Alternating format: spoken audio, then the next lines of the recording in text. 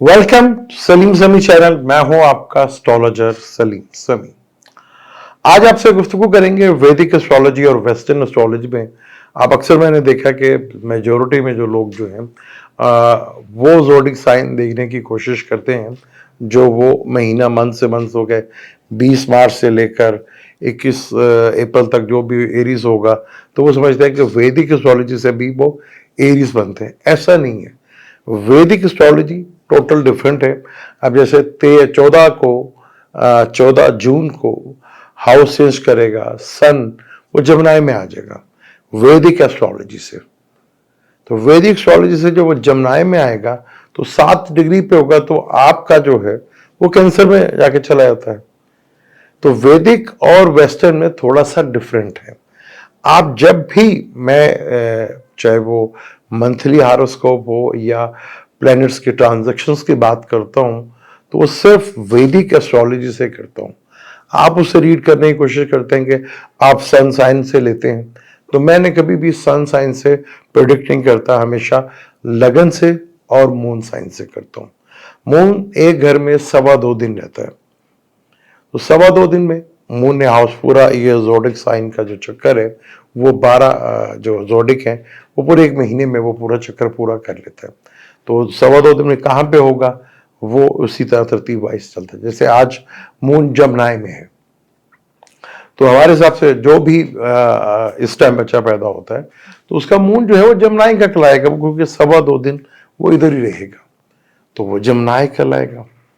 तो हमारे यहाँ मेजोरिटी में मैंने जो देखा है कि आप लोगों को जो प्रॉब्लम आती है वो प्रॉब्लम यही है कि आप अपने सन साइन से मेरी जो कैलकुलेशंस है, चाहे वो मैं मंथ की ट्रांजिट की बात करूं या सन की ट्रांजिट की बात करूं या किसी भी प्लेनेट की ट्रांजिट की बात करता हूं, आप उसे वेस्टर्न से कोशिश करते हैं डील करने, जो कि टोटल ऑपोजिट हो जाता है।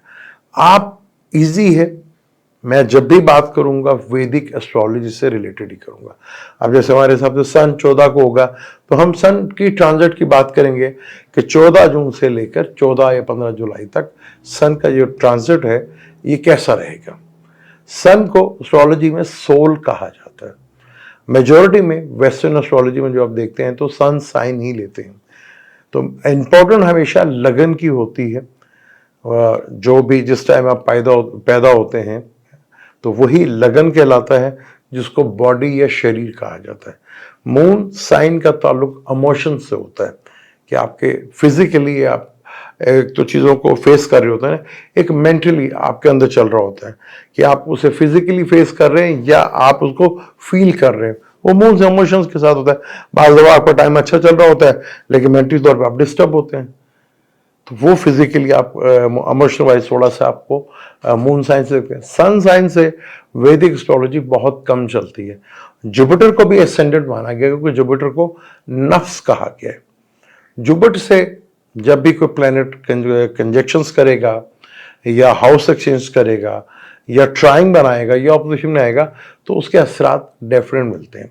तो जब भी आपने कम से कम मेरा मंथली ट्रांजिट या कोई भी इवेंट्स के ऊपर मैं बात करता हूं तो वो वैदिक एस्ट्रोलॉजी से करता हूं। तो कोशिश करेंगे कि आपको बताएं कि हम जो बात कर रहे हैं वो वैदिक से है और आपके लिए किस तरह इजी हो जाए, आप किस तरह जज कर सकते हैं। अब मेजोरिटी में जो बच्चे 2000 में पैदा हुए, 90s में पैदा हुए, उन्हें अपना टाइम ऑफ बर्थ पता जरूर होता है। मैंने महल इसी चैनल के ऊपर 12 जोडिक का पूरा जो है 12 महीने का मंथ बाय मंथ बताया था कि कोई किस टाइम पैदा होगा तो उसका एसेंडेंट क्या बनेगा। दोबारा कोशिश करेंगे कि वो आपके साथ फेसबुक पे, इंस्टा पे या ट्विटर के ऊपर शेयर करें दोबारा, या वीडियो के ऊपर भी उसका लिंक जो है वो शेयर कर दिया करें।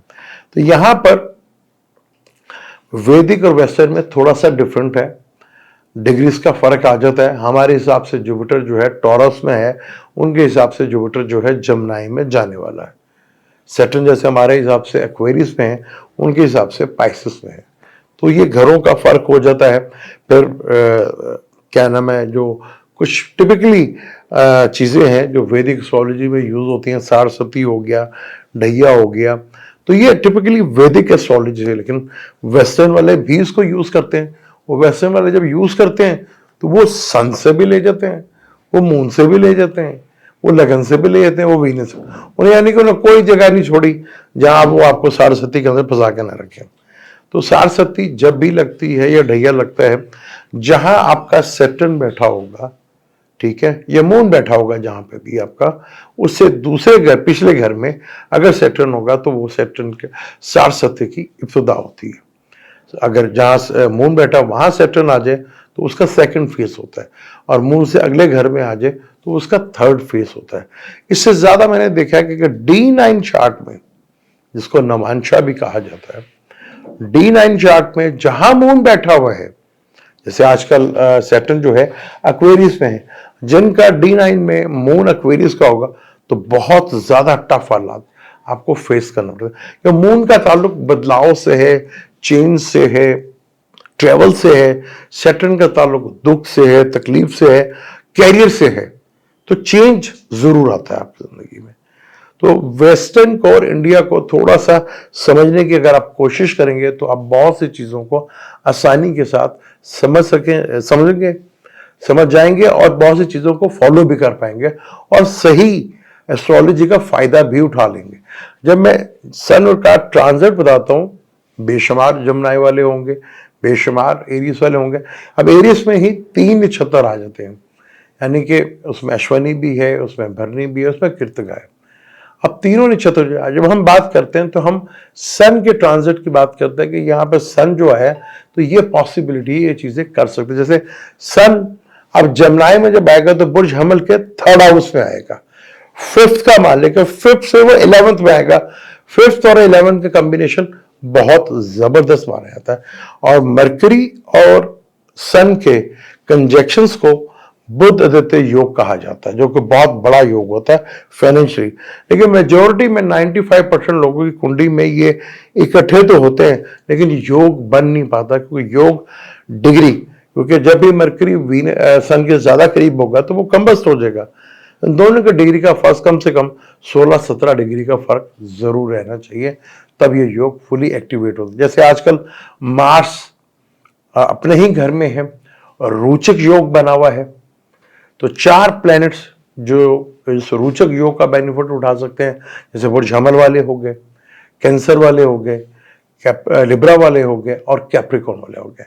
अब रोचक योग का भी यह है कि कोई प्लैनेट्स उसको देखे ना, तो ज्यादा ताकतवर माना जाता है। जैसे अब ट्रांजिट में मार्स जो है एरियस पे है, लेकिन सैटर्न की तीसरी नजर जो है मार्स के ऊपर पड़ रही है। मार्स का ताल्लुक सिविलियन अपना शरीर से है, बॉडी से है, फौज से है, पुलिस से है, सिक्योरिटी इदारों से है। तो यहाँ मार्स अगर आपका इस वक्त अगर उसकी रेमेडी से बहुत ज़्यादा बेहतर समझें तो इस वक्त मीठा पानी जो है, जो रोड पे जितने भी पुलिस वाले हैं, आप उनको पानी पिला सकते हैं, मीठा पानी किसी सूरत में भी, ये भी एक रेमेडीज है। लेकिन यहाँ पर आपने थोड़ा सा चीज़ों को कैलकुलेट करना है कि जब भी आप बताएं, ये ना जाके जी मैं ये 1 जून को पैदा हूं तो मेरा बुध जोड़ जाए, ऐसा नहीं है। पूरी डेट ऑफ बर्थ, और अगर आपके पास टाइम है तो टाइम भी आप कैलकुलेट करें, और जिस सिटी में आप पैदा हुए तब जाके आपको सही पता चलेगा कि आपका सही प्लेनेट कौन सा है। फिर आप रीडिंग को सही फॉलो कर पाएंगे और उससे फायदा उठा सकेंगे। तो थोड़ी सी मेहनत है, मैं भी कोशिश करूंगा कि आपको ज्यादा बेहतर तरीके अंदाज से बता सकूं, क्योंकि मैं कभी वेस्टर्न एस्ट्रोलॉजी करता नहीं हूं, तो मैं वैदिक एस्ट्रोलॉजी से ही योग बनते हैं, उन योगों के थ्रू ही आपको चीजें बताता हूं और कोशिश करता हूं कि आपके लिए बेहतर हो। जैसे कल की वीडियो में हमने कहा था कि सन, मरकरी, वीनस ये सारे के सारे जमनाई में आए हुए। आज मून जमनाई में आया होता, सैटर्न के साथ ट्राइंग में था, केतु और राहु के एक्सेस में था, यानी एक 4th हाउस में उसके केतु था और 10th हाउस में उसके राहु था। सैटर्न के साथ ट्राइंग बनी हुई थी। तो आज आपने देखा कि जो मैंने 2 महीने पहले या 3 महीने पहले कहा था कि सोशल मीडिया, इलेक्ट्रॉनिक मीडिया, इनके ऊपर बहुत सख्ती है, पाबंदी लगेगी। वो कानून पास पाकिस्तान में तो हो गया, खासतौर पर पंजाब में। तो इसी तरह प्लैनेट जो है वो अपना असर दिखाते हैं। आपके आसानी के लिए आप कोशिश करें कि आप अपना पूरा डेट ऑफ बर्थ से देखा करें। जिनके पास डेट ऑफ बर्थ नहीं है तो नाम से भी होता है। आप जैसे एरीज जो है वो ए से भी होता है, एल से भी होता है। टॉरस वाले जो है वो बी से भी होते हैं और वी से भी होते हैं, वाव से भी होते हैं। इसी तरह आपने नाम से कैलकुलेट कर सकते हैं, लेकिन मेजोरिटी में आप देखें कि आपके डेट ऑफ बर्थ से क्या है और टाइम ऑफ बर्थ भी आपके पास क्या है, उससे अपने लगन को देखें। लगन फिजिकली चीज़ों को हम फेस करते हैं और मूल से इमोशनली हम चीज़ों को फील कर रहे होते हैं, यार शायद कोई अच्छा होने वाला है या कोई बुरा होने वाला है। इंशाल्लाह नेक्स्ट टाइम मैं आपको और थोड़ा डिटेल के साथ बताने की कोशिश करूंगा किस तरह आप आसानी के साथ इसको जज कर सकते हैं, और हो सका तो आपके साथ लाइव आके गुफ्तगू का सिलसिला भी शुरू करें। मुझे तो इजाज़त, इंशाल्लाह मिलता है अगली वीडियो में। अल्लाह।